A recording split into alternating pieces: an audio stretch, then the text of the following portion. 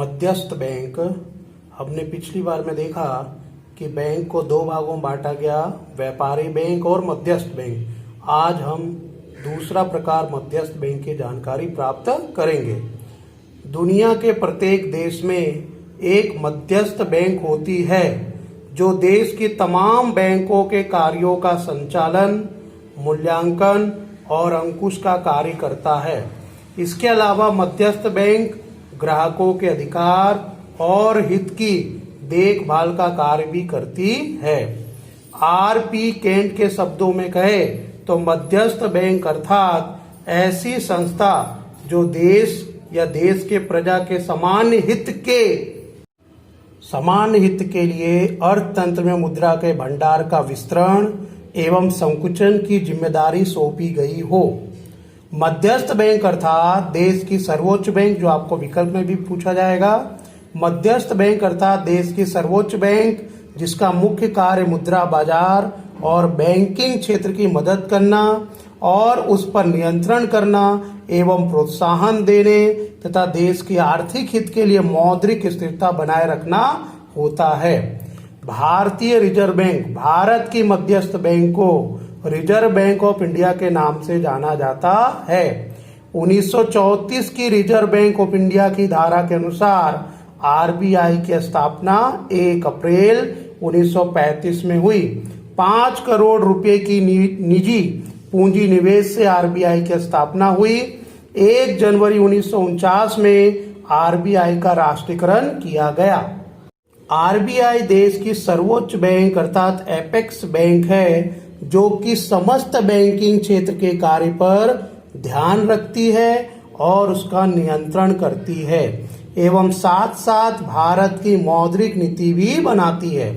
Reserve bank of India के कार्य भारत की सर्वोच्च बैंक के रूप में आरबीआई निम्नलिखित कार्य करता है। ए, आरबीआई की मौद्रिक जवाबदारी यानी आरबीआई के मौद्रिक कार्य। पहला कार्य है चलन मुद्रा निर्गमित करने का कार्य, रुपये 2 और 2 से अधिक रकम की नोटें छापने का कार्य और उसे बाजार में भेजने का कार्य आरबीआई करता है।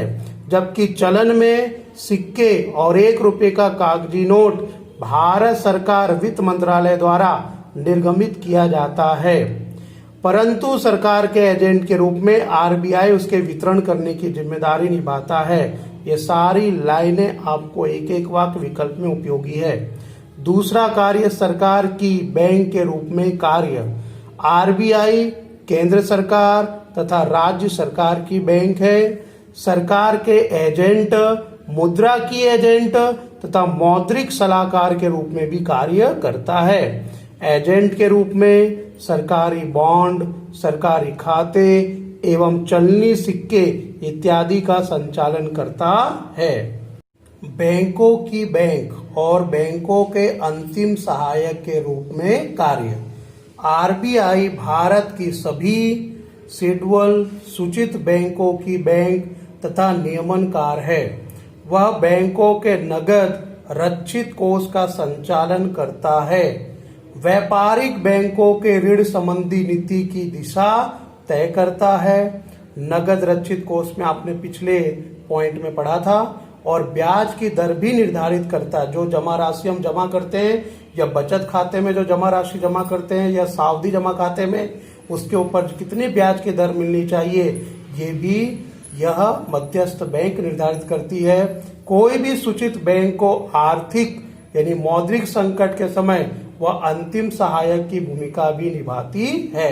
अर्थात कोई व्यापारी बैंक है, वह कंगाल हो जाए या मुद्रा की कमी आ जाए तो अंतिम सहायता के रूप में वह मध्यस्थ बैंक से ऋण लेती है, लोन लेती है। साख नियमन का कार्य।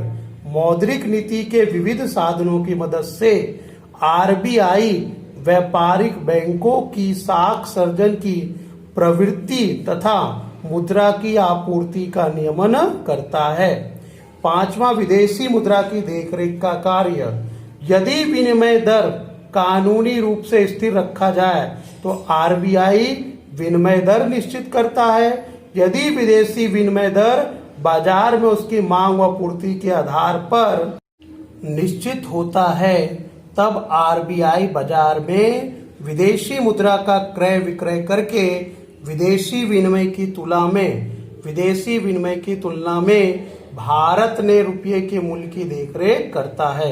अर्थात इसमें यह बताया गया है कि जो विदेशी मुद्रा है उसका भी देखरेख मध्यस्थ बैंक करती है और हमारे विदेशी मुद्रा के सामने भारत की मुद्रा की कितना मूल्य है वो भी देखती है। आरबीआई भारत के विदेशी मुद्रा कोष का संचालन करता है। भारत में आने वाली विदेशी पूंजी या भारत के बाहर गई विदेशी पूंजी पर ध्यान रखता है। अब हम दूसरा कार्य पढ़ेंगे बी, आरबीआई के गैर मुद्राकीय कार्य। पहला, नियमन एवं देख रेख का कार्य। आरबीआई भारत में समस्त पूंजी बाजार और मुद्रा बाजार के कार्य की देखरेख एवं नियमन करता है, जिसमें व्यापारिक बैंकों की शाखाओं का विस्तरण, कार्य करने की पद्धति, बैंकों के अतिरिक्त मौद्रिक संस्थाएं एवं सहकारी बैंकों के कार्य इत्यादि पर विशेष ध्यान रखता है। दूसरा, प्रोत्साहन कार्य। अपने देश में आज भी अनेक लोगों ने बैंक में खाता नहीं खुलवाया। बहुत से लोगों के ऋण यानी लोन की आवश्यकता के लिए असंगठित मुद्रा बाजार पर आधारित होना पड़ता है।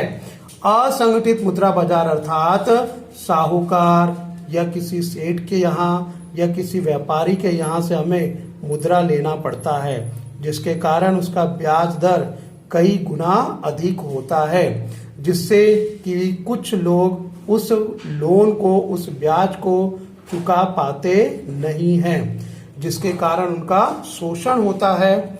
ठीक है, इसीलिए सरकार जो है इस तरह से मुद्रा का जो असंगठित बाजार से ऋण लिया जाता है उसकी जगह वह बैंकों से ऋण ले, ऐसा प्रोत्साहन का कार्य करती है।